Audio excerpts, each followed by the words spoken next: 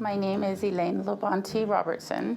My formal position name is the Meth and Opioid Coordinator, and I worked with the Education Language Department, and the better name is the yeʔlan tilixam haws, which is the helper person house. So I'm that helper person, and it's my helper person office.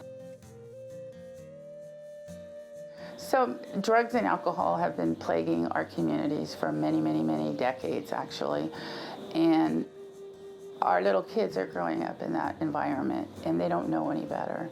And there's actually been people that I've worked with for third generation now, because I also do sweat lodge and that kind of thing. Third generation, and they're still having addiction issues. And while maybe grandma gets better, it doesn't pass down, and that is heartbreaking to me. Children are being lost from their families, and it's just not a good environment. And I've seen a lot of movements where get drugs off our res, and that's what we want to do, make our res healthy, make our res a place that people want to come and aren't fearful. And really, it will make the entire community much more healthy. With the meth specifically, we've got a really big problem out here in Grand Ronde.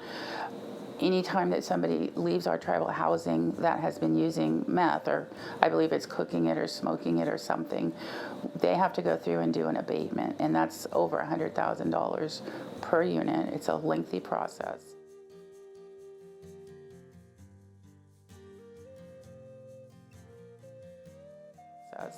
That's one of our issues, but the larger issue really is that while we're less than 3% of Polk County, we're more than 4 times that rate, and that's a pretty huge rate. And so we want to address that. One of our goals is actually a decrease in 15% of drug usage and 15% of criminal behaviors. And really, since that article even came out, I've been getting phone calls, which is nice. Heroin, on the other hand, we've got over 10 times the rate of heroin usage and heroin crimes than Polk County has. So that's just a horrific statistic. And now that we have the MAT program, which is using medication to help opioid users, a lot of people aren't aware of that. And so one of my jobs is to make sure they're aware of it and they understand how it works. And in using that, it looks like we should be able to really decrease the addiction and the dependence on those, particularly opioids. This program is going to, first of all, make them aware of what services we have. It's going to provide education to them as far as what does medically assisted treatment look like, and what does it, how does that help addiction. It will also, I will be outreaching into the prisons and into the jails. The tribal police will be reaching out to me when they come across tribal members that they think might need my services. And at that point, that's my first initial contact. Often what I'm doing is just planting that seed and letting that seed grow a little bit, and then they get ready. But really, it's just a person. I'm not judgmental. I don't report to anybody. I'm strictly there to help our tribal members.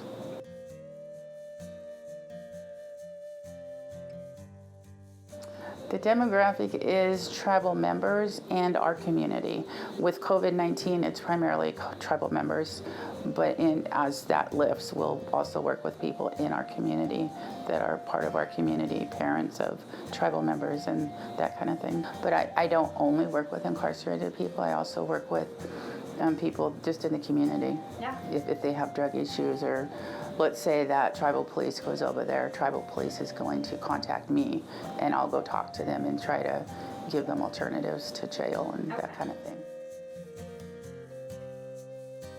This is a Department of Justice, and it's a COPS project. It's a 3-year project to start out, and I've only been in the position not even 2 months yet, so we're just getting started.